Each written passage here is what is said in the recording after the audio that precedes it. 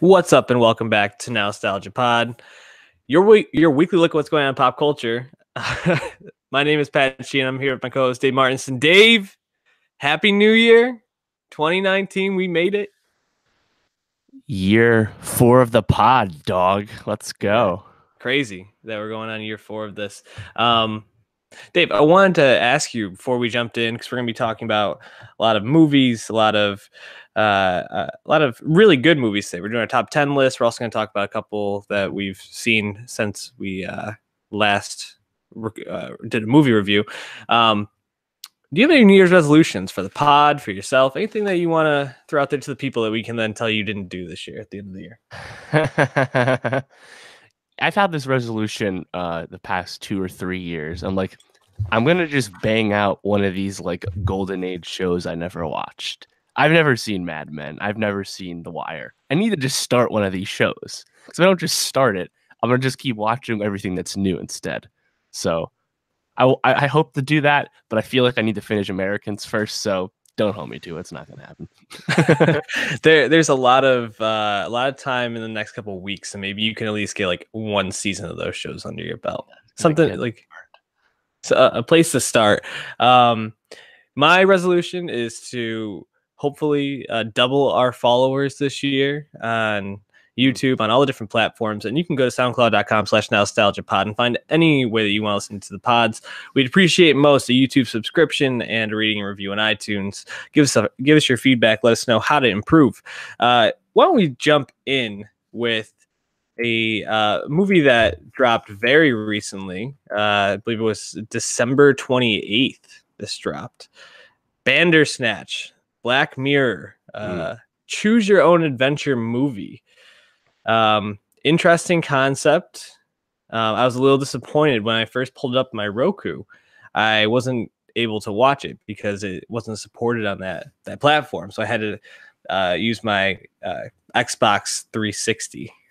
Oh, it is Xbox One now. You have an Xbox One. Yeah, Xbox One. Jeez, I don't use it that much, so that's why I totally butchered the name, but or named the wrong one. This was, I think, more of an interesting concept than an actual like good movie. But I'm wondering, like, I know you watched it very recently. What was your initial takeaway? Yeah, I'm in the same boat there. There's a funny THR feature about how Netflix had to invest in their architecture and designing like the ability to have this choose your own adventure, multiple paths style of movie episode, right? And I think it's a really interesting premise. I think going in before we even knew that was the case, feature length Black Mirror in theory sounds fine. Why not? But I actually found that the like divergent paths, I guess because they service the story, it like quote like makes sense. But I found it more distracting and like unnecessary, almost gimmicky than like a real like benefit. Like I wasn't like excited to pick and go back and see everything. It's kind of exhausting, Yeah. I'd just rather have it be a tight Black Mirror story, and like I think this one was so meta that it almost didn't really feel like Black Mirror as much from what we come to expect. And maybe the changing what that means is going to be a good thing. We know season 5 is coming, but yeah, it felt a little obtuse to me. What did you think? Yeah, no, I completely agree. I actually found myself getting kind of confused at points because basically, if you made the choice that they didn't want you to make, they'd make you go back and make the choice that you're supposed to make anyway. That's the point.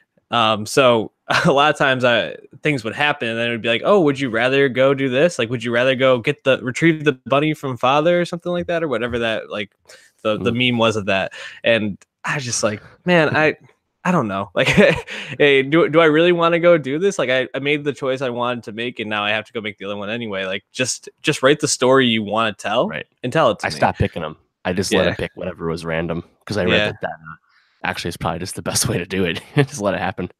Yeah, and apparently there were 3 different outcomes for this, and I'm not sure which one you got. I guess this light spoiler, I chose the one where he chose to go with his mom in the end, and so the whole story kind of is like based on this like idea you can go back in these timelines and make these choices that then will change other things. It's quite complicated, I think, the story in a lot of levels, especially just because when you are going back and then moving forward in so many different ways that you kind of lose track of it. There's another ending where it's incredibly meta, where you can like you realize you're a character who's being controlled by Netflix and like the star of this like thing, and then another one where he gets 5 stars in the game. So like there's a spoiler for anyone who's listening to this and hasn't gotten all 3, but you can go online and read that anywhere at this point. I didn't find any of those outcomes really that satisfying, and I found the story just very choppy and disjointed, and like you said before, it's a interesting concept. They put a lot of work into it, but it really wasn't very gratifying in any way. Yeah, and Fionn Whitehead, who we last saw in Dunkirk, kind of doing a similar Dunkirk thing where he's just kind of being like a meek, reserved character, right, to start. Shout out his agents for getting him another high-profile look right away. That's good. And I like Will Poulter a lot. He's in a lot of stuff. He was good. But I think this could have been trimmed down and shorter than 90 minutes if you just did one path, or or even if you want to do multiple endings, just like have it be like fixed, it's like movie 1, movie 2 or something, right? Like it's like here you can pick an act and just let it play. I don't know. It's just I don't know. I found it pretty disappointing, to be honest. But I think that's, I don't hold it against them. Black Mirror, which we said last year when we reviewed season 4, check that out on YouTube. It's a show that has a lot of challenges because it's an anthology that has to rebuild its world every single time. So it's a very ambitious show, and I really like it. But not everything can totally land. That's just the nature of an anthology. So nothing to worry about, really. And we have the new season probably coming this year. We know they already filmed it, so that's exciting at the end of the day. And I know a lot of people like this one, so it was a nice event move, honestly. December 28th, not a lot of stuff comes out at that time, especially on streaming.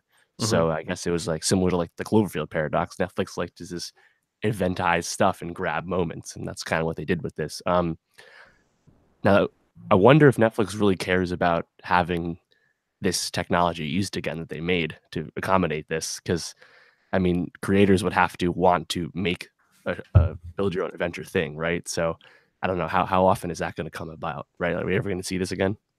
Yeah, I was wondering that, like, is this going to be something that there's more of? I have to imagine if they're testing this now, they must have some sort of idea of making something like this. It just seems like so complex. It would be really interesting if they narrow the choices down but made the choices a lot more meaningful. Like if you really got to like a fork in the road, you make a choice and then it goes down to like one of 3 outcomes, like, and one of the 3 choices you make will lead you that way. Like that's cool, and that would make me want to like go back and rewatch the movies. But when it's like choice after choice after choice, and a lot of times those choices don't actually matter in terms of how you're moving forward, that's not really so great. I was, I saw a conversation. People were saying, "Is this more a video game or a movie?" What do you think about that? Still definitely a movie, but it is gamified, sure. Right. And I saw a lot of people saying like, "Is this the future of TV?" Blah blah. I was like, "No, it's There's not. No way it can be the future. It's happened once, right? Like, come on."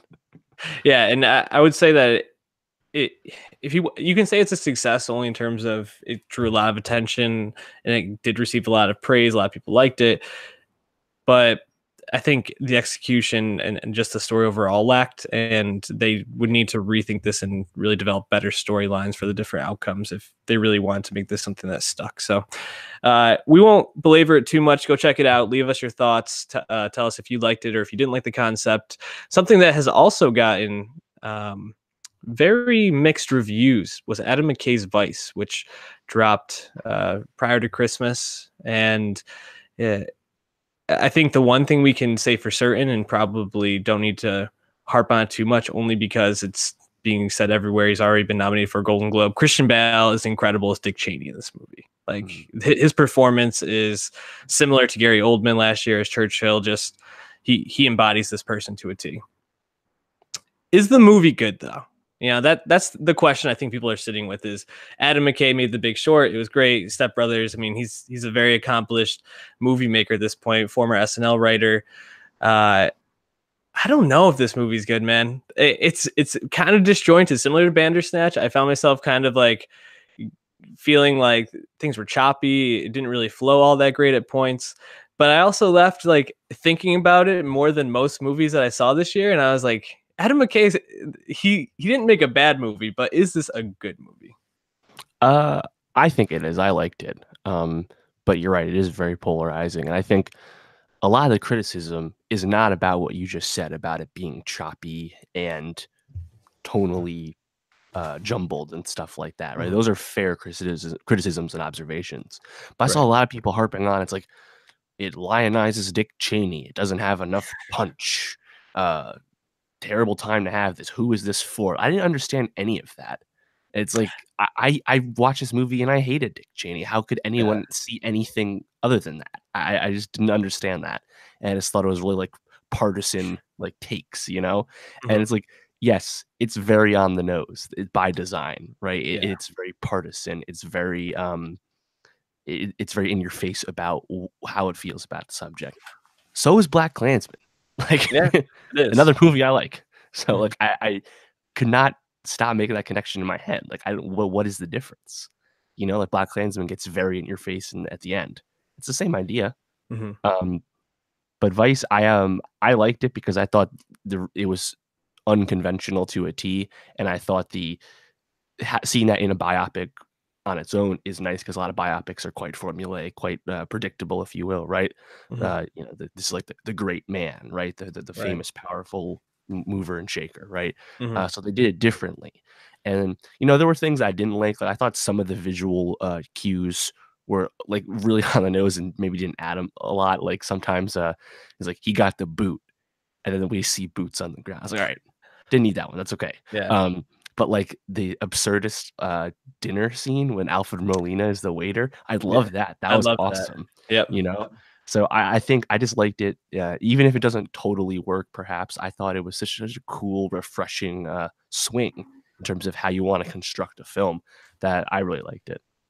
The thing I think that's interesting because McKay is taking Dick Cheney, who he even alludes to it in the beginning, like he's known to be a very private and a person who's shrouded in a lot of secrecy, although he's had this enormous impact on American politics, and especially in the last 20 years has been probably one of the most, depending how you look at it, either fighters for power for the president or destroyers Yes, of democracy, modern unitary democracy. executive. Yes, and he's making a lot of leaps here. I mean, like the scene where at the end where he's giving his other daughter permission to go on TV and basically say that she doesn't agree with gay marriage and to like basically ostracize his daughter Mary. Yep. We don't know if that happened, but that's McKay's portrayal of what he thinks happened in that event. McKay's filling in a lot of the gaps here for the viewer, and I think he's trying to obviously get a point across. So I don't. Like you said, I think your point is good that Black Klansman in this, I don't. If you can accept one, you should be able to accept the other. Hmm. Um, I think of the piece that I'm left with, and going back to my criticism, and like you said, some of the on the nose stuff. It was like the ending where he broke the fourth wall and was talking to the viewer, or like the alternate reality where Dick Cheney decided not to go back into politics and live a life of privacy and supporting his daughters and his wife. Like all that stuff, I found very like I don't know, schmarmy. Just kind of like, Sure. what? Why is this happening? Like, we didn't need this to get the point across. You did that effectively in all the other scenes. Like you said, that Alfred Molina scene is like one of the most effective ones, just to be like, wow, these people are just huge pieces of shit who don't care about anybody but themselves, and Mhm. they're very grotesque in how Yeah. little they care about others. Um, I do think there was a lot of strengths to this, and the performances of what I come back to. I already mentioned Bale, but I thought Steve Carell as Yeah. Rumsfeld was electric. Rummy. Yeah, every time he came on the screen, I just got this big smile because he was just having a great time. Um, Amy Adams, I thought was very strong, and Rockwell and Bale together were phenomenal. Yeah. Like their Rockwell was chemistry was, perfect as Bush. yeah, like, unbelievable. I'd never seen a better impression than that of Yeah. Bush. And we've got Um, a lot too, like we had the Josh Brolin W movie, we had yeah. stuff on SNL. I think that's the best George W. Bush we've ever had. maybe Definitely. besides of like Frank Caliendo, I guess. But like, I thought Rockwell was good, and you know, shout out Carell again, just because I didn't think he was that good in Beautiful Boy. I thought he was trying too hard, Mhm. and he just had a big L with Welcome to Marwen. So it's nice to remind everyone that he does have strengths as a actor when he's pseudo serious. It just needs to be the right role. And I thought he was well cast as Rumsfeld, and I was skeptical going in. I wasn't sure how that would go, but he was really good. Do you think this gets any, other than Bale, any nominations for performances? It's tight. I think I don't think any other performances. You know, eh, they Maybe love Amy Amy Adams Adams. at the Oscars, Yeah. so I wouldn't be surprised. But this is kind of a similar performance to what she's done before, like The Master. Really, Mhm. pretty easy analog there. Yep. But you know, those races are pretty tight. I think Bale's a lock, obviously. Mhm. Um, but you know, we mentioned the screenplay and its unconventionalness that might hurt it in terms of getting a screenplay nomination, because that is a tight category. I Mhm. still think it'll get in there for Best Picture, um, but then it's tough. We can't use the Globes as a predictor for this, but I think it'll get in there. They can have up to 10, but McKay probably won't get in for Best Director. Mhm. That's way too complicated right now, so way too tight. But Yeah. yeah, it's the reaction it really has surprised me. I have to say, I did not expect this because there's so much fervor, people like ascertaining that the movie is horrible and like 1 star and the worst movie trying to be good ever. There's a lot of hyperbole around the film, and I don't know. I think it's takey to be takey. Well, I think it's also just it embodies the current climate in politics that there's very little middle ground of anything right now. It's all very polarized. So, Mhm. um, going to be interesting to see how that plays out with the awards nominations coming up later in the month, and we'll be talking about that. So hit that subscribe button. And a movie I'm almost certain will be getting a Best Picture nomination and most likely also a Best Director nomination is Yorgos Lanthimos, The Favorite. Now, we reviewed The Lobster before, and I was pretty. I think we did at least. We might have at least we talked about it on a year-end list. I think for what 2016. That was 2015, Yeah, 2016. and then Killing of a Sacred Deer was last year. Gotcha. And I was not a big fan of The Lobster. I found it to be a very strange and weird and just kind of like off-putting story. Colin Farrell, I thought was good in that movie, but and a lot of the shots were beautiful. But I just kind of found myself being very underwhelmed and just confused leaving it. But The Favorite, for all the things that The Lobster left me with, I thought that the story in this was told succinctly and very straightforward and in a very creative way, kind of following these two women and their tug of war with Queen Anne. But then also the performances that Lanthimos gets out of Rachel Weisz and Emma Stone is just unbelievable. Like those two are like a Kobe and LeBron going at each other. Like it was like that level of performance back and forth. I know that you really like this movie. What did you enjoy the most about it? Yeah, it's been cool seeing Yorgos evolve because like he's a relatively young director. He's like I think 44, 45. Mhm. And I haven't seen Dogtooth, but that was his '09 film, best foreign film nomination. That was like his real breakout. Then Lobster was his first English movie. Um, and I actually like Killing Sacred Deer quite a bit, but it was like The Lobster, very absurdist. It's very conceptual and unconventional, but it's to his flair, right? And sometimes the movies don't totally work, um, but he's certainly trying shit, right? I think The Favorite is really interesting because he didn't write this script. Mhm. Um, it was written by I have written down uh, McNamara and Deborah Doris, I think. I can't read my handwriting, but he didn't write the script, and I think that shows because you can just let him have his touch with the camera and the filmmaking, and let someone else grounded just enough, that it's not too Mhm. out there, and I think it really benefits him.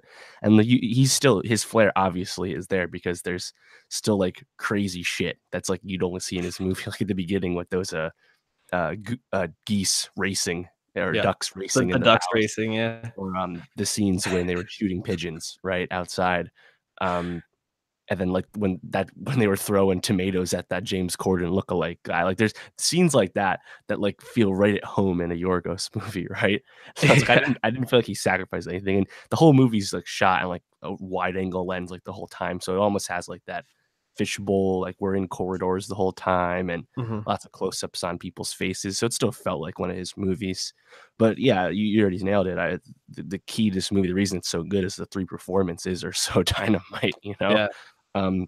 Olivia Colman has really quickly risen like to top tier status, and I think she's joined the crown at the perfect time, you know, like as her star keeps rising, because she's been in other movies before with Yorgos and elsewhere, but I think this is obviously her biggest look. And Stone and Wise, like you said, yeah, they're just going back, and I think what's cool about the film, why I like the film so much, is it's structured in such a way that you're rooting for Emma Stone in the beginning, and then you're rooting against her by the end. And like her character's arc really kind of accompanies the journey that the audience goes on as well. So I think the movie is hilarious and also, you know, really impressive, because I don't think anyone could have made this. You know, this is the Yorgos joint. So I really like it, and I have it on my top 10 list. Yeah, just to hammer at home, shout out Deborah Davis and Tony McNamara. I thought they had a great script. And yeah, I think you hit all the points that I thought were important too. Yorgos has such a unique style, and it was interesting because I saw Beale Street a couple of days before I saw this movie, and Barry Jenkins is also known for a lot of close-ups on faces, but Barry Jenkins gives such a warm touch to Beale Street, and we'll talk about it more next week. And in a lot of his movies, he gives a warm touch, or at least he uses lighting to portray more emotion. But it was such a cold lighting, you know, and I felt like a lot of times when you saw Emma Stone, it felt very much like she was like bare, like it was like a very gaunt, hollow person in front of you, rather than like the warm, full feeling that Barry Jenkins gives you. And I think that was obviously supposed to be what Lanthimos wanted to get across, because he seemed to really be harping on showing these people who seem very lonely and very hollow in these like really huge, elegant, lavish spaces, and to kind of like juxtapose all this wealth against like them really having little sense of self and happiness is pretty phenomenal. And you also mentioned how funny this movie is, which is, I think, one of the things that stood out most to me was I didn't expect to go into this and laugh as much as I did. And I've seen some people say this was the most that they laughed in the theater all year. It kind of reminded me of Death of Stalin in that way. It used a lot of that similar type of humor to really just make an excellent film overall. Any last thoughts on the favorite before we wrap up? I also really like Nicholas Hoult. I thought he was on one as of that minister character. I forget his name. Yeah, he was really good. The movie's a lot of fun, and it's hilarious, but in an unconventional way. It's not like other comedies, obviously. So I think it's a really special one, and it's been decent box office for a specialty film like this, but it could be seen by more people. So I hope more people give it a chance as the awards continue to rein in for it and the buzz keep growing. Do we know what Yorgos' next project is? Don't think we do. Yeah. But he's been moving pretty quick, so I wouldn't be surprised to hear something soon. I could see him getting like a much bigger film moving forward, a bigger project for himself, and I hope he does. And finishing up our reviews for today, though, with probably my favorite of the four we've talked about, Spider-Man Into the Spider-Verse, by Bob Persichetti, Peter Ramsey, and Rodney Rotham. And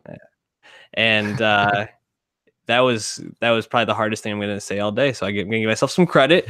When I went into this, I was like, man, we've had 7 Spider-Man movies in the last 16 years? Because the first Spider-Man, Tobey Maguire, was 2002, and Tom Holland's was the 6th one, came out last year. And I was like, after Homecoming, I thought that was pretty good. We don't need Spider-Man animated film. Like, we just don't need this right now. So I was very reluctant to go see it. And then I just kept seeing on Twitter and on review sites, I just kept seeing people saying, wow, this movie is really, really wonderful. There's so much to love about this movie. Like, the animation's great. And I was like, okay, I'll go check this out. And I was fucking blown away by this movie. Not only do I think it has probably the best voice cast that I can remember in recent history. I mean, we'll get to that in a second, but I think the story, for being something that didn't make total sense, was still told in a way that you didn't really care. You just were kind of along for the ride. And it had so many different uh, points of happiness, sadness, excitement, like thrill. It was thrilling at points. Like I was just blown away by how effectively they did this. And then the after credit scene to kind of wrap things up and be bringing Oscar Isaac in for probably the sequel. Dude, I couldn't be more hyped for what the Spider-Verse could be moving forward. Did you like this movie as much as I did, though? Yeah, I thought God, it was such a refreshing film, and like you said, very unexpected. I too was not jazzed about this movie existing. I was like, we don't need this. The DC animated movies are pretty successful and done pretty well, but they don't release those in theaters. I was like, you're awfully confident, Sony, to put out an animated Spider-Man movie right after you put out Venom and after you've loaned Spider-Man to Marvel. I was like, it was a weird move, Yeah. but it worked. I mean, another win for Phil Lord from Lord and Miller fame, right? He Yeah. co-wrote the screenplay, and I think the screenplay is really smart, really snappy. Miles Morales immediately feels like a real character, real fleshed out character, like he is in the comics, and it was a real origin story that was not grating and tiresome the way a lot of them are. The way, because we've seen so many, it was different, and the arc Miles goes on when he finally fully becomes Spider-Man, right? And like when he does that big dive in the city, like, and the music really accompanies that well. So I think that whole arc, the whole, basic framework of the movie, I think is really well done. And as you mentioned, it's been effective for a lot of people. A lot of people really are engaged with the film and touched by it. And then it has tons of great moments once the movie really expands, obviously, when the Spider-Verse, other Spider-Mans come in, right? But even before that happens, before the movie gets bigger and wider, I thought it was doing really well. I thought Brian Tyree Henry, again, having a banner year, really nailed it as the dad, and sold that as a relationship. And then the way they set up Mahershala as his uncle Aaron, right, the Prowler, and then the way they reveal that, I thought that worked amazingly. So yeah, God, I was really blown away, and again, so surprised by its success. And it's made over $100 million already domestically, so it's doing well. They already greenlit a sequel, and just another win for Shameik Moore, who's the voice of Miles. I really liked him in Dope, and then he was on The Get Down, which didn't last very long, so nice to see him back. But yeah, I think the whole voice cast was good, and you mentioned the animation. The movie's beautiful and stark in such a way with the colors that we haven't seen in other animated movies this year. So really refreshing, and I think it's the second best superhero movie of the year after Black Panther, in my opinion. Wow. So you put it above Incredibles then as your favorite animated superhero movie of the year. Yeah, I was actually thinking of Incredibles. It's weird because I think Incredibles 2 is a much more conventional action film. But Spider-Man actually gets to use the comic book feel and touch as a strength, Right. And usually that's a very bad thing when you try and make a comic book feel on film, but it actually worked this time. And I think partially because it's animated, that helps. But yeah, it's I'd like to see Incredibles 2 again, because I really liked that when I saw that too. It's a tough competition, but it was a good year for it. Yeah, it's gonna be crazy if because I think Pixar almost always wins the best animated movie category, and Incredibles would seem to be the one that they would probably be putting up there this year. And I think Spider-Verse has a real chance to overtake it, not only because of the story and the different beats of it being refreshing, but the animation is so different than almost anything we've seen. And I think it has a very comic booky type of animation to it in a way. And it kind of like slows down the animation at points to like highlight parts of the action or like things going on, like the Spidey sense like part. I thought they did really well and effectively. Or like when they're having in the final fight scene, they're the Peter Porker would jump in sometimes, and then that would be a completely different animation with Miles. And then there was the anime one, and then the noir Spider-Man. I just thought it was really delightful. It's funny because I think I like this more than Black Panther, if only because while this did have that like third act like big fight scene, I felt like the way that they kind of put it together and what it's centered around seemed to be a little bit more. I don't know if grounded is the right word to say because it's certainly not grounded. I mean, it's like a bunch of like it's a pig fighting with all these different types of Spider-Man, but it just feels so much more. I don't know, maybe like less paint by the numbers, so to speak. Like it was like in Black Panther, that was a refreshing superhero movie for how different it was from the other ones. But then the third act is very conventional. It's a bunch of things fighting against each other and big rhinos and whatnot. It comes down to Black Panther versus Killmonger. Mm-hmm. But then in this, it kind of came down to Miles just finding himself. And I think that's probably what I liked most about the story was it was about all these different superheroes being true to them and finding their inner strength and being able to take that leap, to steal the line from the movie, that leap of faith. I think that's different from a lot of what the other superhero movies have done. Even Black Panther, it kind of came down to just Black Panther being able to outsmart Killmonger in that final fight scene, So it's going to be higher than Black Panther on my top 10 in a second here, and we'll talk about that. Just quickly, before we move off it, this, like I mentioned, the voice cast. You mentioned Shamik Moore, but Jake Johnson, Haley Steinfeld, Brian Tyree Henry, Mahershala Ali, Nick Cage, John Mulaney, Lily Tomlin, Zoe Kravitz had like 2 lines. Like Chris Pine had like 7 line readings. Stacked. Which one, other than Brian Tyree Henry and Shamik Moore, did you like the most? I really like Chris Pine for his brief moments. But I think the best was Nick Cage. I thought Spider-Man Noir fucking ruled and was perfectly used. Yeah, so it was fantastic, and the whole Rubik's Cube thing was freaking hilarious. Like, this is blue, right? So good. I like John Mulaney. Also, I saw a video of him doing the noise, like the sound effects. I love for Peter Porker. It's freaking so fun to watch. So if you haven't seen it, just search for it on Twitter. Bradley Cooper doing Rocket Raccoons, the same thing. It's the coolest shit to watch. Definitely. If you haven't seen Spider-Man Into the Spider-Verse, I really can't recommend it highly enough. Probably my biggest surprise of the year in terms of where I went into it and how much I liked it coming out. Any last thoughts before we move on to our top 10? No, that's it, man. That's good. All right, 2018 was a hell of a year for movies, dude. Like, narrowing this list down to 10 was very hard. And even now I'm looking at it, I'm like, I could have this one a little bit higher. I don't know what I'd move down. Why don't we start with 10? We'll alternate, and then we can talk a little bit about maybe movies that were left off our list for one reason or another. You want to start? Yes. I agree. It was tough to make this list. I've seen 94 movies here. And I also have a lot more on my list still. Haven't seen Beale Street yet, unfortunately. We'll talk about that next week. Mm-hmm. So I do reserve the right to add Beale Street to this list if I deem necessary. I also haven't seen Cold War or Destroyer or Stan Ollie yet. They're just not playing by me.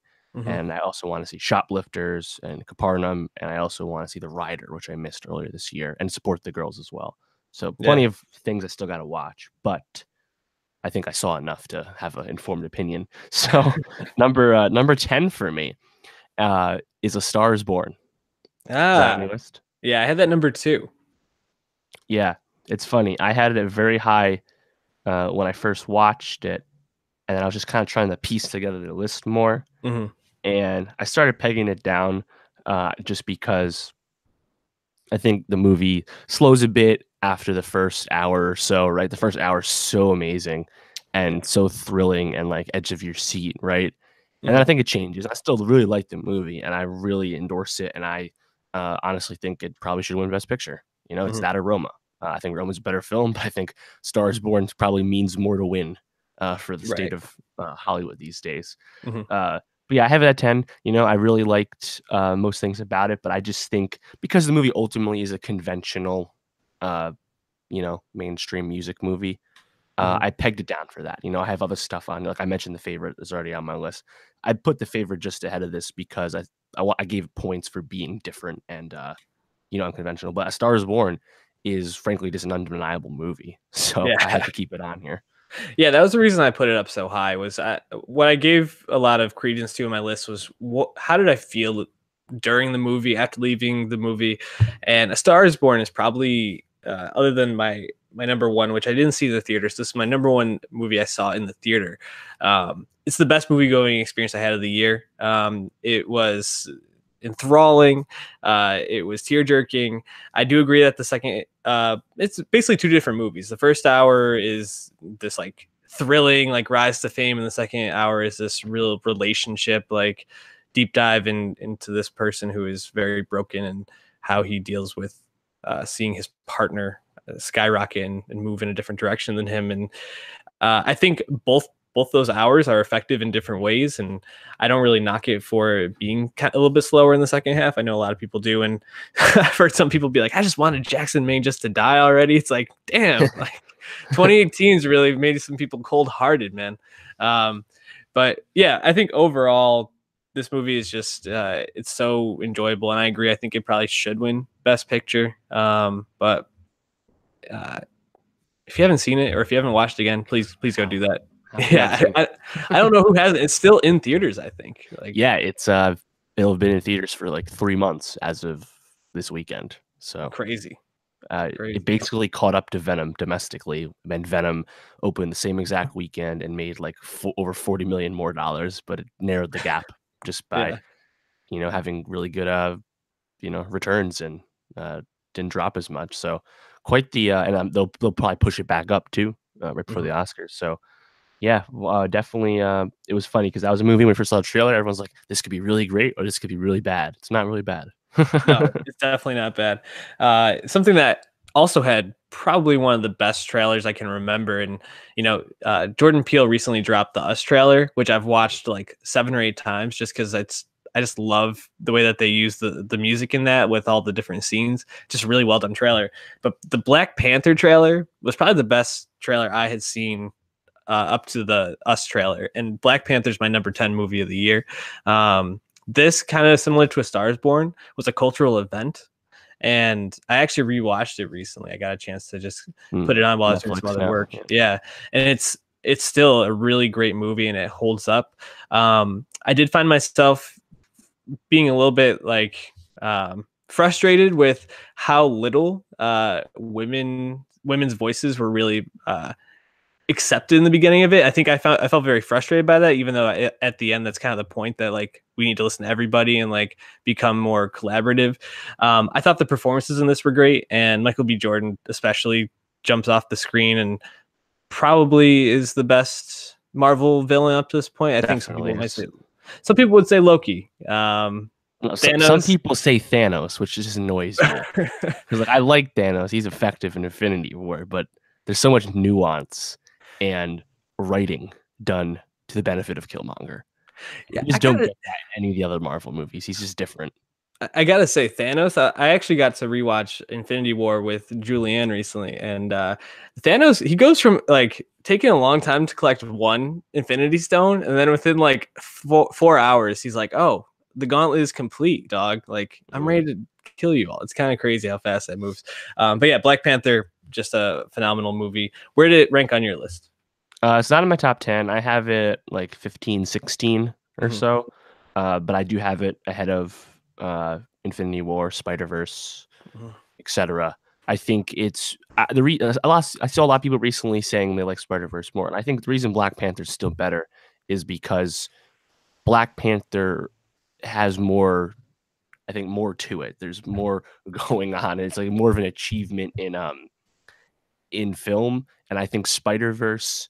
If Spider-Verse was as good as it was and not animated, I would give it more points.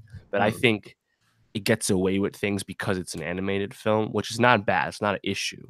But I think Black Panther sets a higher bar for itself and also meets that bar, in terms of what it says about race. Like, I think this movie treats race better than Green Book does, Oh, definitely. Like Spider-Verse doesn't really have that ambition. It's just a really fun time, you know? Yeah, So depends what you want. sure. I definitely agree with that. What would be your number 9 movie for the year? My number 9 movie we just talked about is The Favorite by Yorgos Lanthimos. Check out our review. That's at the beginning of this podcast, or if you're watching the breakout. Absurdist, fun, unlike any other comedy of the year. Still has really cool directing despite not being written by Yorgos, and 3 dynamite performances. Fucking lovely movie. Yeah, I had it at number 5 on my list. Go back and check out the review. Number 9 for me was Eighth Grade by Bo Burnham. We reviewed this earlier in the year. I don't want to belabor it too much, but what Bo Burnham was able to do with this film is basically recreate all the anxiety, awkwardness, and tension of being an eighth grader and wanting to be taken more seriously and wanting to be accepted and fit in while also not knowing who you are and not knowing how to do any of these things and being terrified of putting yourself out there. Yeah, Chris Ryan of The Ringer said that he thinks it's the best horror movie of 2018, and I think that's actually a great description of it because it really you are sitting with your stomach just in knots watching some of the things happen throughout the film.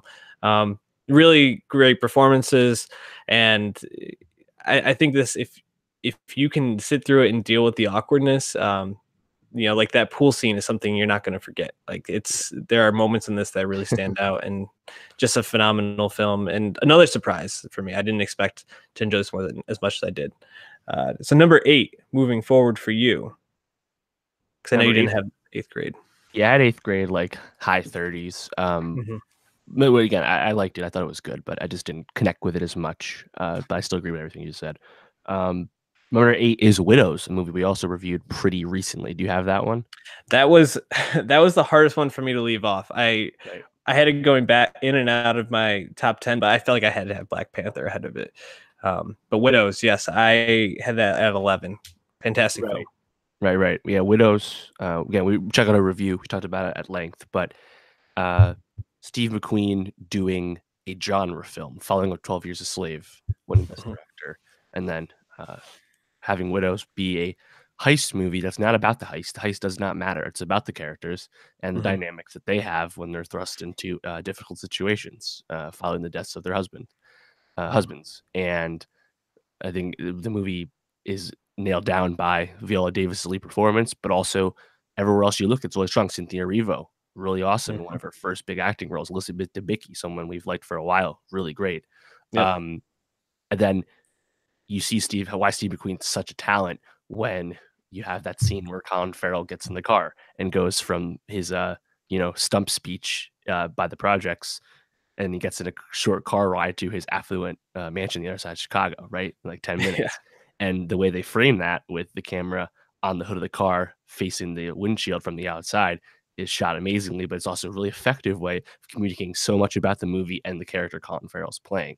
Mhm. Um, so I think the movie is one of the best action movies we've got, despite not really being an action movie, because it's about wealth inequality and gender roles and all of that, right? Like there's just so much ambition to it. And I think some people wish there was more of the heist itself, or that was maybe strung out more. Was an issue for me because I feel like I was just appreciating what the movie was focusing on instead. But I do understand if maybe people didn't think it moved enough for them. But as a character drama, I think it's dynamite. Yeah, and it had one of the best twists of the year. I mean, I think I mentioned in a review, but people in my Yeah. theater were literally like falling out of their seat when Liam Neeson came back. Right. Yeah, fantastic film, and uh, it's probably the best heist film of the year, but it's definitely the best heist film of the year that centers around women. We had Right. Ocean's 8 earlier in the year, Ocean's 8, and yeah. it can't even compare to how good this was. Number 8 for me, we reviewed this earlier in the year as well. The Old Man and the Gun by David Ooh, Lowery. nice. It, this wasn't originally going to be. This was one of the ones I was thinking about moving out, but the more I thought about it, Robert Redford's just really wonderful, and he's just like having a great time. He's gets to be incredibly charming and charismatic. And I think what I really like most about this film, similar to Spider-Verse, is it's about this person and basically the human character and the human condition, and can people change?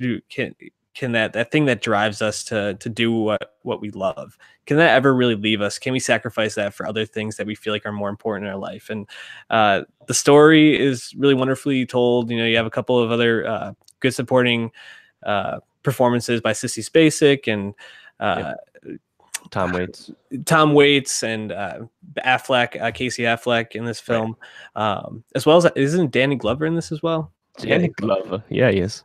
Yeah, so I mean, it's a really fun small film. I call it small just because the story is very small. It also made like $10 million.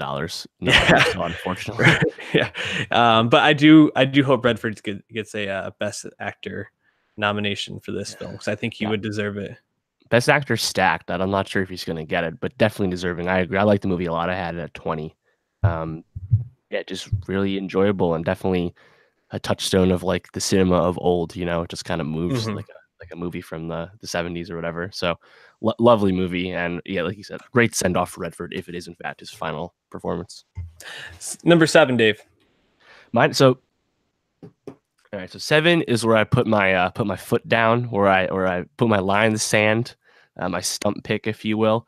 I feel like if you're making lists, you want it to be interesting, right? You want them to be like, you got to give people a reason to read it, right? Sure. And it's like, we all know the consensus best 15 films, best 10 films, right? Because the ones we talk about the most, we've talked about a few of them already. We'll talk about more of them. Just having a list of that, like basically just a list of everything the Oscars we're going to pick, it's good and it is probably objectively correct, but it's not always as interesting. So I picked a small movie that I've mentioned a few times. I want to put on this list because I just found it super affecting to me, and I thought about it a lot, and I just really, really liked it. And that movie is called Skate Kitchen. It's about a group of female skateboarders in New York City, fucking hanging out and going through the shit. And Rachel Vinberg, in her like first performance, is the lead. She's great, so lovely. And Jaden Smith, who plays like a supporting character, was awesome. I really liked him. And this movie is shot in a really cool way, and I just really liked the plot. I really connected with the characters, and I said this when we did our mid-90s review, but I think this is a better film than mid-90s because it has just enough plot, but it's still very much a New York film. It feels like a New York movie, the way like Gemini feels like an LA movie, something we talked about earlier in the year. So yeah, I picked Skate Kitchen. It's on Hulu right now. I really, really want people to see this movie because I think it's fucking lovely. Yeah, it's one of the ones I'm hoping to get to sometime this week before I head back to work, just because it is on Hulu, and you've talked about it so much, but I've also seen a lot of people mentioning this, Minding the Gap mid-90s as like some of the best films of the year. So it's definitely a worthy and an interesting pick for your top 10. It's surprising, although you've mentioned it enough where I'm not like falling out of my seat with the take. Number 7 for me is If Beale Street Could Talk.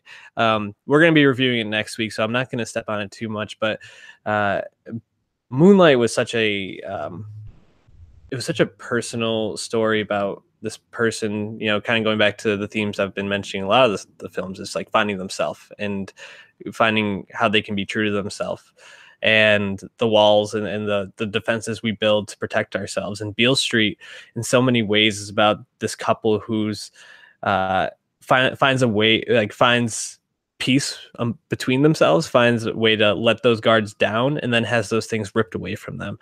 And Barry Jenkins, along with I didn't write his name down. I believe it's Nicholas Perret or Pertetti or something like that. Yes, the composer. Make this film feel so warm, and at the same time, like the Brian Tyree Henry 12-minute scene everybody's talking about. There's a moment in that where it feels like a horror movie for a moment. The way that they're able to use lighting and color and costume design to create the feelings in this film, the way that Barry Jenkins lets his shots, his close-ups just sit on people. He's in no rush to steal any moment away from you. It's just, it's a masterpiece of filmmaking. I don't know if this is better than Moonlight. I don't think it is. But Barry Jenkins, just as a filmmaker, is phenomenal and probably one of my favorites at this moment in a time when we have seemingly like 10 to 15 different masters of filmmaking right now. He's at the top for me. Yeah, I'm Well, like I said, I'm reserving a spot for it. I was planning to see it for this, but I missed it, unfortunately. mhm, We'll see it this week. We'll talk about it next week, like you said. Um, and yeah, I'm expecting to like it. Obviously, I love Moonlight as well. I know Regina King is supposed to be great. I really like Stefan James from mhm. Homecoming. He's having a banner year. So yeah, very excited to talk about it next week. Yeah, and Diego Luna, dude, like Oh hell yeah! he's infectious. Like on the screen for maybe like 5 minutes total, but every time you see him, you're like, oh yeah, Diego Luna, all about it. Number 6 for you, Dave. Yeah, number 6 for me is Annihilation. Uh, the oldest movie or the movie I saw the most, not Longest. most recently, whatever, long, yeah, saw in February right after Black Panther. Uh, Mhm, loose adaptation of the Jeff Vandermeer novel, directed by Alex Garland, who did Ex Machina, one of my favorite movies ever. Uh, it's a sci-fi film that's really more about the psychology of its characters and their relationship with the world. Meanwhile, Natalie Portman also shoots a machine gun at a albino crocodile or alligator rather. Um, Sci-fi film that looks amazing. It sounds cool. The score is phenomenal. That mhm, buzzing noise that everyone knows is the cool is probably my favorite like cue of the year. mhm, Um, and yeah, at the end of the day, it's just a really ethereal film, you know. And of course, the performances are wonderful. Portman, Jennifer Jason Leigh, Tessa Thompson. It's fucking lovely. Gina Rodriguez too. So mhm. I think Annihilation is such a smart sci-fi film. It's so ambitious, and they just don't make movies like this anymore because it's more pedantic and more measured in terms of the story it's telling. But I think the end is really great, and I thought about the movie a lot. And I think we said in our review at the time, not sure we know exactly what everything meant or was supposed to, but it didn't matter because it still worked because I'm still thinking about it. Yeah. Um, and I'm really disappointed that Paramount dumped this movie. They sold it to the international distribution to Netflix, so you can watch it on Netflix if you're not in the U.S. So do that if you haven't seen it. But they just did not promote it over here, and sure enough, no one really saw it, which is very disappointing. But I hope it has a nice life on streaming because I think it's really, really good. Yeah, it didn't make my list. It's number 17 for me right now. But you make a really strong case for it. I think about that scene where the bear, comes into the house that they're Haunting. staying at. Yeah, and it has the human voice coming out of it. It's just so many uh, awesome CGI and very creative pieces to it. A very worthy film and probably one that I'll actually revisit. I don't get to rewatch a ton of movies, even though I've mentioned two today. I did, and that's one I definitely want to. Number 6 for me is actually something that we reviewed just last week in Roma. Now, I know Roma is achievement in film.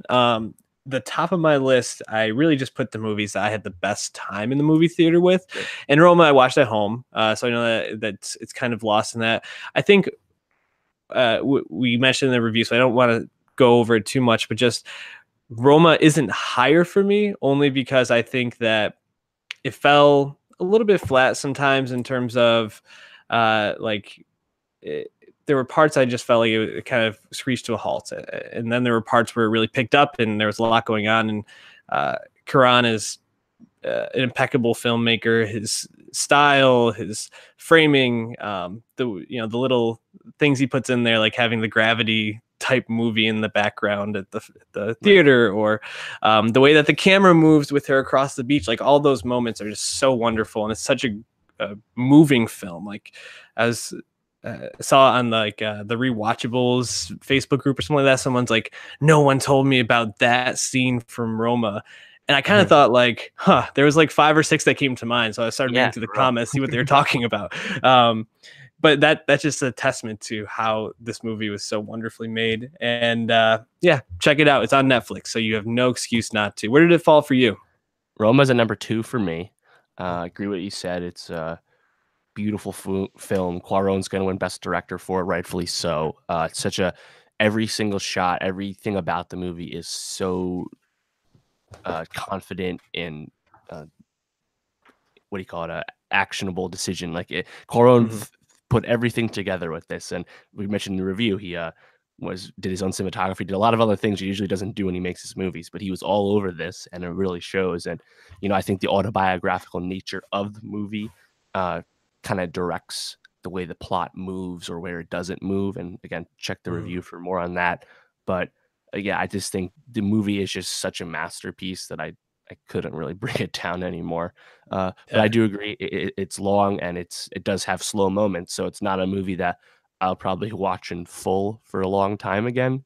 Mhm. But maybe I'll go back and watch stuff moments from it because there's a lot to like you little moments or shots that you could just take away and really think about. So yeah, a lovely film, and like you said, no excuse to not see this one. What's number 5 for you? Number 5 for me is I'm pretty sure it's not on your list is First Man. No, it's not on my list. Damien Chazelle, uh, follow up to La La Land. We reviewed this as well, so we don't want to go over too much. Also Mhm. recently, but I think the reason I have it so much, and the movie really stuck with me, just because such a visceral portrayal of space travel and just space cinema in general. And I really like space and I really like sci-fi, so that's something I really engaged with. Um, and it's not the most engaging movie. Ryan Gosling is giving in by design a closeted performance. You know, he's not Mhm. as engaging or charismatic as he can normally be. Certainly not what he did in La La Land.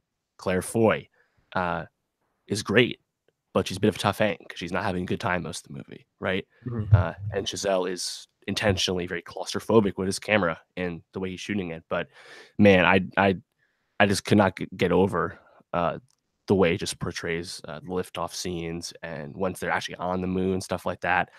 So I really like it, but I understand why some people might not like it as much because again, it's not Apollo 13. It's not the right No. stuff. It's not like that. No, it's a well done film, and I think when we mentioned it, the way we closed up the conversation was it's a film I appreciate, but I don't want to come back to. And that's still kind of how I feel. It would probably fall in the high 20s for me. I didn't do my list out that far. I only got to 17. Um, Number 5 for me was the favorite, so we already talked about it. What's number 4 for you? Number 4 for me is Sorry to Bother You. That one came in number 15 for me. Nice. Yeah. Speaking of good times at the theater, this was definitely right at the top for me. And I also gave it a lot of points because Boots Riley, um, who went on a long ride to make this movie, really went for it. This movie is unlike anything else you'll see this year, and that gets a lot of points for me because it's also good and effective. You know, I like when you take shots and they work, chances and they work, similar to Mhm. Favorite, right?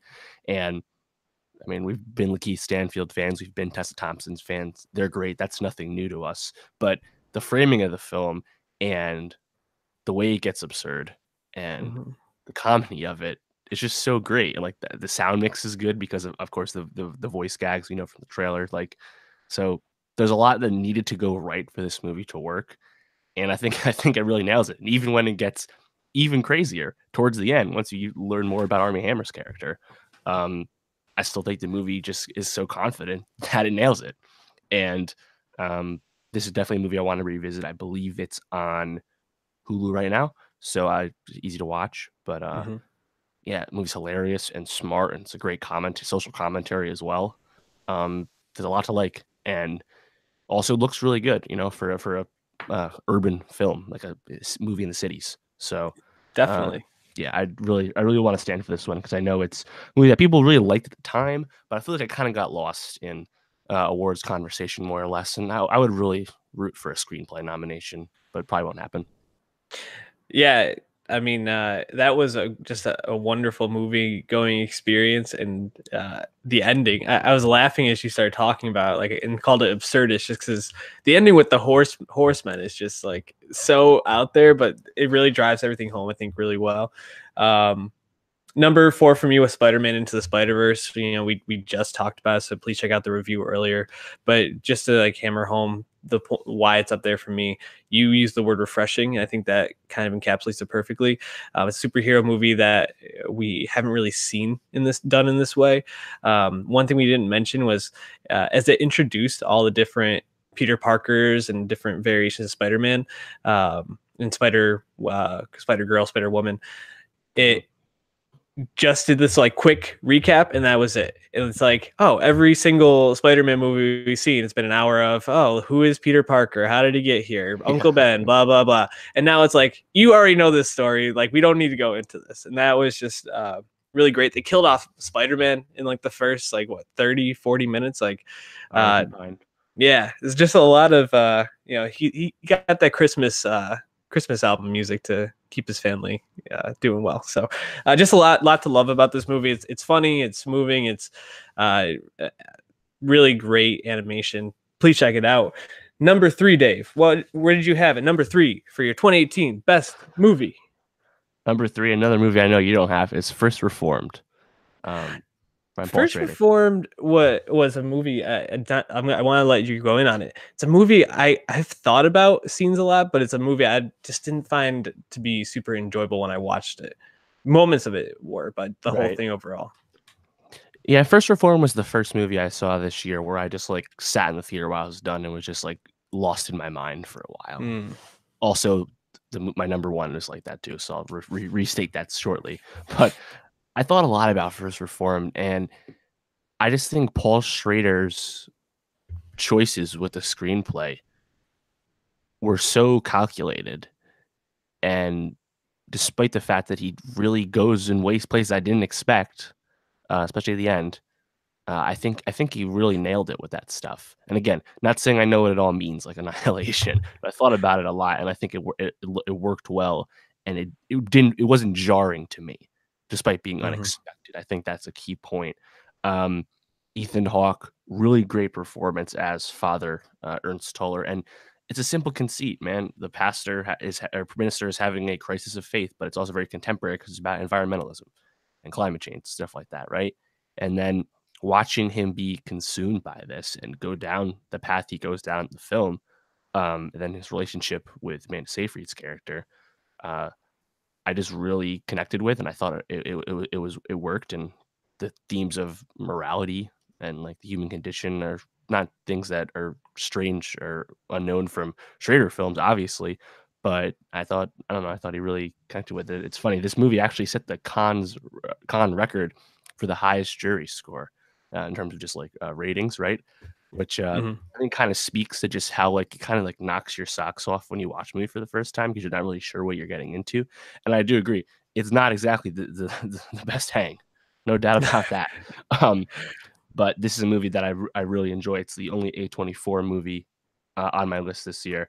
It's currently on Prime. So again, I really want people to see this because even if it doesn't work for you, if you thought the metaphors were maybe too strong or too heavy-handed, that's fine. But I think it's absolutely worth a watch just to formulate an opinion. Yeah, you mentioned the choices Schrader makes with this, and I think how still his camera is up until the end is probably the piece of it that has stuck with me the most. You know, that final shot is so memorable, and his choice to make that like the one where you're like swiveling around is just it's inspired for sure. And First Reformed is on a lot of people's like high on people's lists. It's a film that's lauded this year, and I'm sure we'll be talking about as we move into the awards season. Shout out Ethan Hawke, good for him. Number 3 for me, very different movie from First Reformed, Mission Impossible Fallout. Dun, dun, dun, dun, dun, dun, dun, dun. Outside of A Star Is Born, this is the most fun I had in a movie theater this season, and it was just like pure adrenaline. You know, what did I call it last week when we were talking about our trends? It was cock loading or something like that. Fist cocking. That's what it was. Cocking, yeah. Yeah. Cavill loading his fists. The Halo jump. You know, even when they're like driving through Paris, and it's just so much fun to watch. This film was just it was a delight. There's really not much to really say that we didn't say in our review earlier in the year, so check it out. But yeah, I just get a smile thinking about it. It was just a lot of fun. And for as much as these films are kind of what they are at this point, to be this satisfying and come away with this much pleasure is just a testament to Tom Cruise and Christopher McQuarrie and just the whole crew. Shout out Vanessa Kirby, electric when she's on screen. And that's the thing. It's like I had this top 20. Love the Hmm. movie. The best action movie of the year, pure action movie, easily. Yeah. Again, because if you're stipulating with the Widows being very different, obviously, Hmm. best pure action movie, clearly Fallout. And you know, I didn't expect to also have this revelation of a new actor now I'm obsessed Yeah. with, but that's what happened with Vanessa Kirby just coming out of nowhere. And again, not unknown who's on The Crown, I know, but like for me, Hmm. I was like, who the fuck is this person? She's a star, Hmm. she Yeah. kills it. And Fallout is one of those movies I think, like Black Panther, is kind of a test case for when we're honoring film at the Oscars or however we're doing it. Achievement in filmmaking is done multiple ways, and I Hmm. think uh, the way they make this movie, in terms of the way they shoot all these complex uh, Set scenes, pieces. Yeah. yeah, the set pieces. Obviously, the cinematography is so impressive and challenging to do. So that's worth it. Also, like you said, it's so engaging and moves at such a brisk pace that's just Yeah. so fucking fun.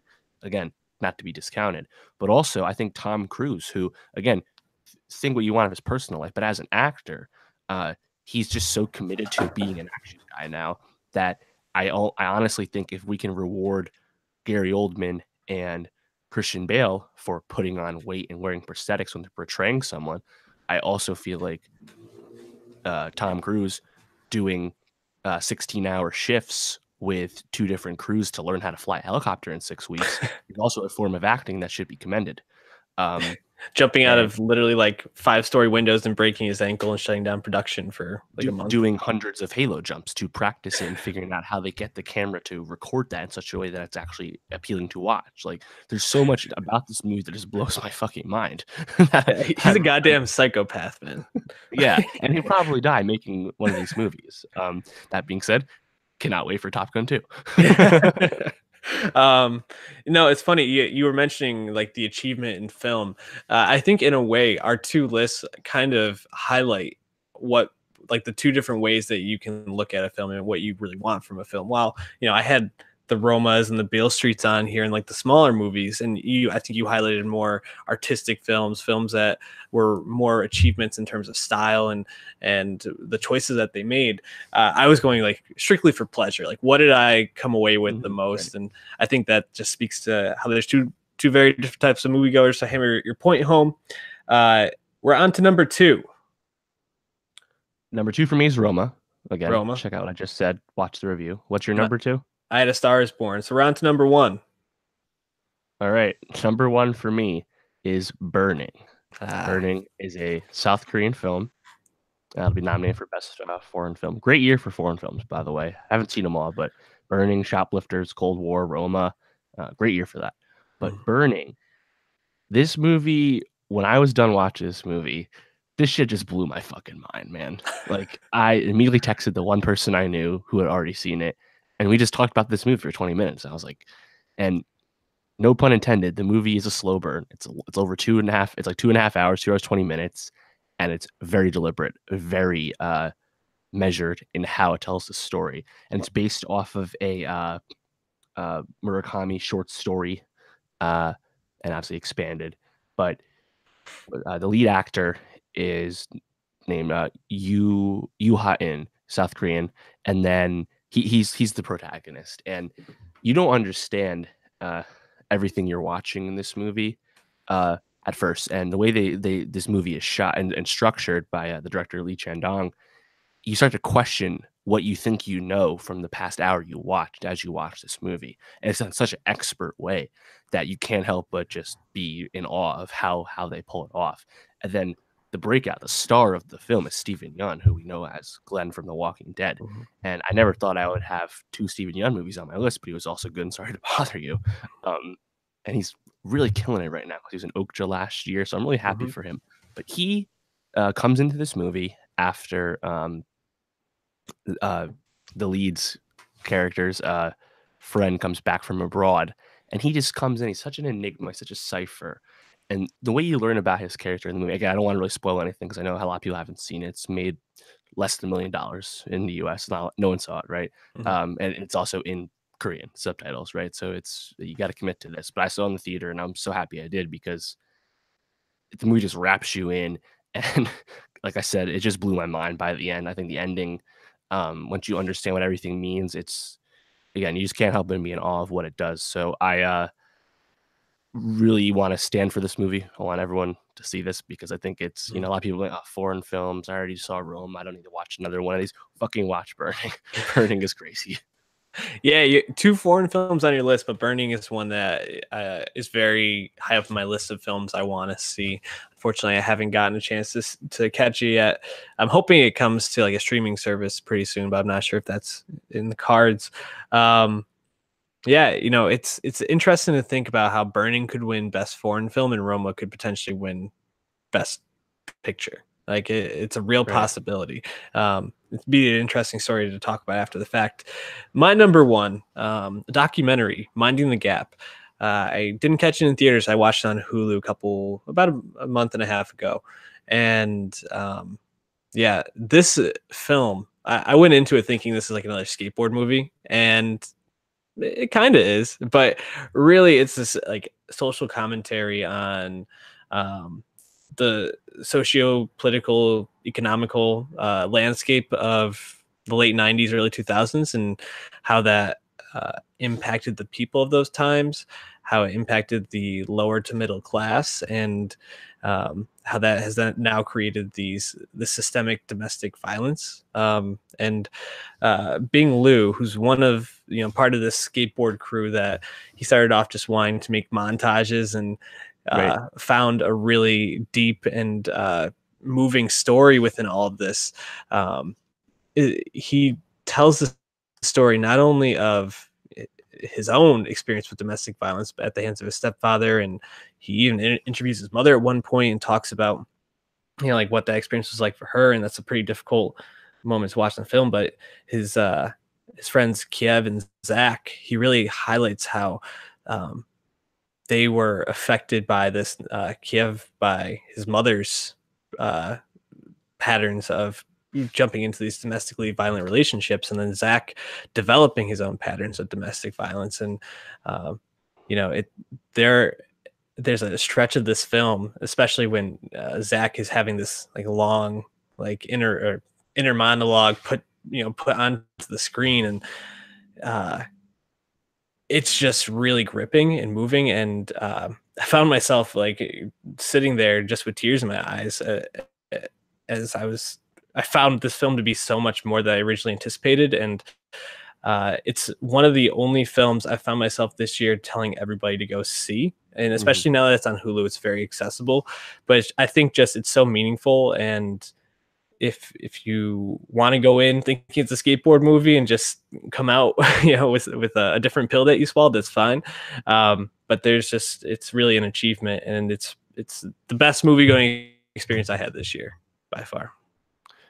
Yeah, crazy big year for documentaries, as we mentioned on our trends episode last week. But I like documentaries. I've always liked documentaries. I like learning, but I've never really sought out like theatrical documentaries when they come out. I always just focus on features, but this year really changed that for me. And I actually haven't seen Mind the Gap yet. I'm looking forward to it. Obviously, I know all the acclaim, but I also want to give like Free Solo a watch. I want to watch Won't You Be My Neighbor? I don't usually feel that way about a lot of theatrical docs. So crazy year for that. Yeah, and just a great year for movies in general. We mentioned a couple that didn't make our list. Are there any that you want to shout out as honorable mentions or just in general? Yeah, sure. Things we haven't talked about. My number 11 is Black Klansman. 12 for me. Yeah, I had that really high for a lot of the, right after I saw it, and still really like the film. And it'll be in the Wars convo, so a lot of people talk about that. Isle of Dogs, another movie that I had high when I first saw it. Just kind of slowly pegged down into saw the stuff, but watched that review we did. I still love Wes Anderson. It's good Wes Anderson. Death of Stalin. I mentioned that earlier in the year. Shit's fucking hilarious at the end of the day. Private Life. Just recently saw it. It's on Netflix. Really good. I encourage everyone to see that. You just watched it as well. I think Private Life is very well done, and in terms of portraying midlife fertility issues with a couple, it's really smart, and also has a lot of funny moments. I thought the movie was wonderful. Also really liked Thoroughbreds. I thought Thoroughbreds took some cool chances. I really liked Anya Taylor-Joy and Olivia Cook in that.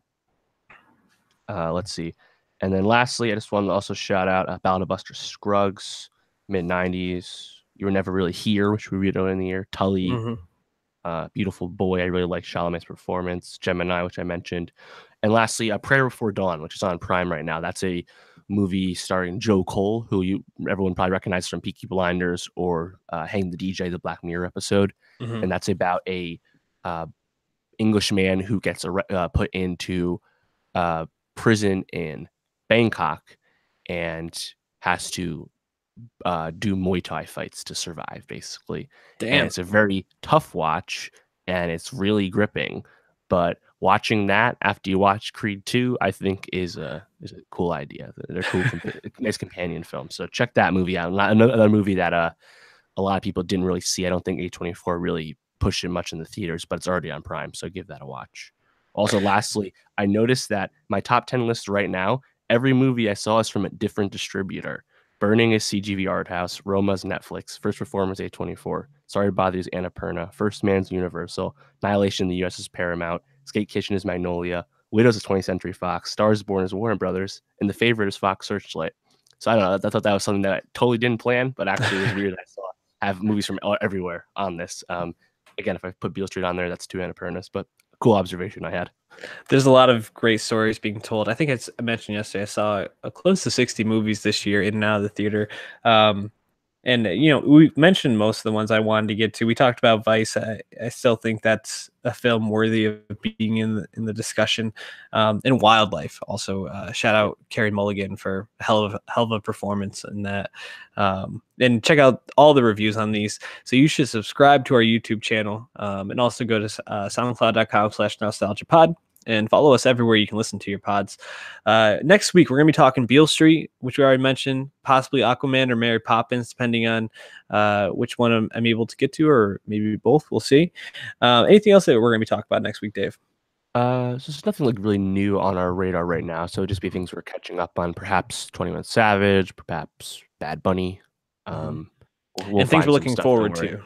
Yes. I already have a list of people I expect to make music this year.